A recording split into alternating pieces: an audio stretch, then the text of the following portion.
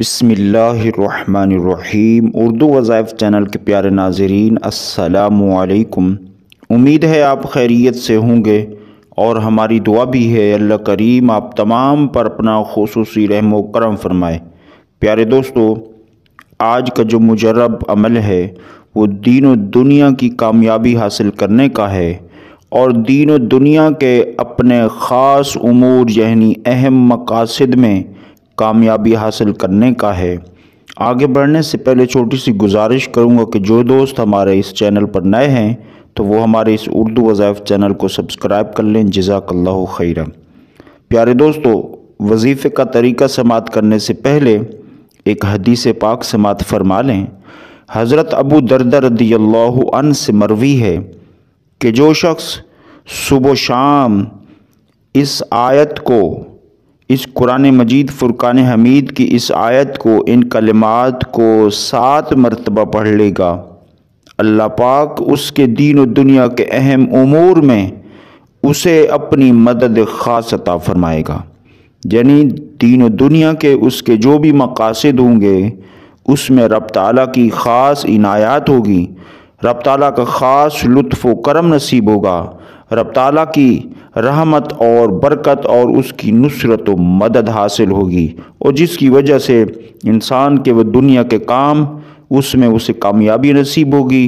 یعنی یہ وظیفہ کرنے والے کو برکات یہ نصیب ہوں گی کہ جب انسان اس دنیا میں رہے تو اس کے کاموں میں کوئی رکاوٹ نہ آئے، اور کبھی کوئی رکاوٹ کسی طرح سے آ جائے تو رب تعالیٰ اپنے فضل و کرم سے قرآن مجید فرقان حمید کی برکات سے اس کو رفع فرما لے اور اسے اس کے مقصد میں کامیابی عطا فرما کر پھر جب وہ انسان اس دنیا سے جائے تو ان کلمات کی برکات بھی اسے آخرت میں بھی نصیب ہوں گی، اور اللہ پاک اسے آخرت میں بھی، آخرت کے جو بھی جتنے مراحل ہوں گے اس میں بھی رب تعالیٰ اسے فتح عطا فرمائے گا۔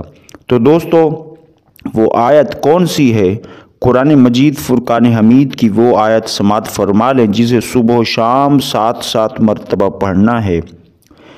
وہ آیت یہ ہے: قُلْ حَسْبِيَ اللَّهُ لَا إِلَٰهَ إِلَّا هُوَ عَلَيْهِ تَوَكَّلْتُ وَهُوَ رَبُّ الْعَرْشِ الْعَظِيمِ۔ کافی ہے اللہ ہمیں، لا الہ الا ہو، اس کے سوا کوئی عبادت کے لائق نہیں، علیہ توکلت، اور اسی پر میں بھروسہ کرتا ہوں، وہو رب العرش العظیم، جو بزرگ ترین اور عرش کا مالک ہے۔ پیارے دوستو، یہ مختصر سا ایک آیت کا وظیفہ ہے، صبح 7 مرتبہ پڑھنا ہے اور رات میں بھی 7 مرتبہ پڑھنا ہے۔